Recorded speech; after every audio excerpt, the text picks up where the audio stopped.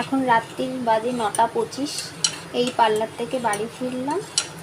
এবার একটু চা খেয়ে তারপরে রান্না করব।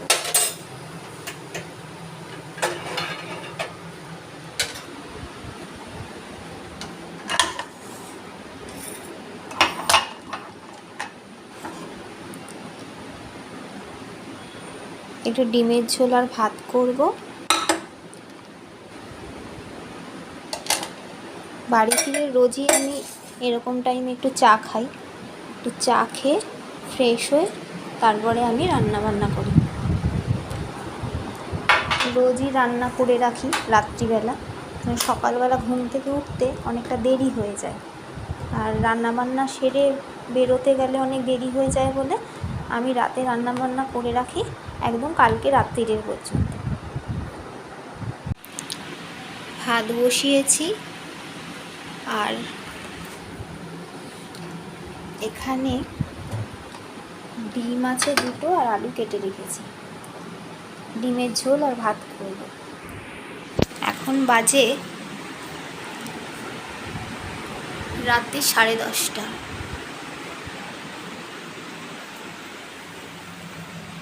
ফ্ল্যাটে এই শুধু গ্রাউন্ড ফ্লোরে লাইট জ্বলছে, বাদ বাকি ফ্ল্যাটে সবারই অন্ধকার।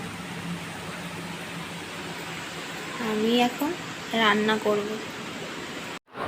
রাত্রিবেলা রান্নাটা করে রাখলে কি হয়, সকালবেলা ঘুম থেকে উঠতে একটু দেরি হয়ে গেল তাহলেও তাড়া থাকে না। সকালবেলা ঘুম থেকে উঠে পুজোটা করে, স্নান করে পুজোটা করে বেরিয়ে যেতে পারি। আর টিফিনের তো সেরকম একটা ব্রেকফাস্টের ঝামেলা নেই। ছেলে বেলা করে ঘুম থেকে ওঠে, ওর লাঞ্চ আর ব্রেকফাস্ট ওই দুটোই একসাথে হয়ে যায় বললেই চলে। আর আমি একটু ম্যাগি করে নিয়ে যাই পার্লারে, না হলে বাটার পাউরুটি নিয়ে যাই, আর ছেলের জন্যও রেডি করে রেখে দিই। এবার ও যখন ঘুম থেকে ওঠে দাদুরাস করে খেয়ে নেয়। ভাত আর 2টো ডিম রান্না করছি এই কারণে, কালকে দুপুরবেলা ছেলে ডিমের ঝোল আর ভাত খাবে বলেছে, তাই ডিমের ঝোল করলাম। আর আগের দিনের মানে গতকালের ইলিশ মাছ রয়েছে, তাই আমার ছেলে তো ইলিশ মাছ খায় না, ওই ইলিশ মাছ দিয়ে কালকে দুপুরে আমি ভাত খেয়ে নেব। আর একটু কাবলি ছোলা কালকে সকালবেলা ভিজিয়ে রেখে দেব একটু উষ্ণ গরম জল করে, তাহলে রাত্রিবেলা ওকে একটু চানা বানিয়ে দেব একটু কিমা দিয়ে, আর লুচি খাবে বলেছে, তাহলে চানা মশলা করে দেবো আর একটু লুচি, ওটা রাতের জন্য। তাই কালকে রাত্রে আবার ফিরে এইগুলো আবার রান্না করতে হবে, তাই কালকে দুপুরের পর্যন্তই করলাম। না হলে আমি প্রত্যেক দিন আগামীকাল রাত্রের পর্যন্ত রান্না করে রাখি, মানে কালকে দুপুরে রাতে এসে রান্না করি, পরের দিন দুপুর আর রাত্রিরে, আবার রাত্রে এসে রান্না করি পরের দিন দুপুর আর রাতের।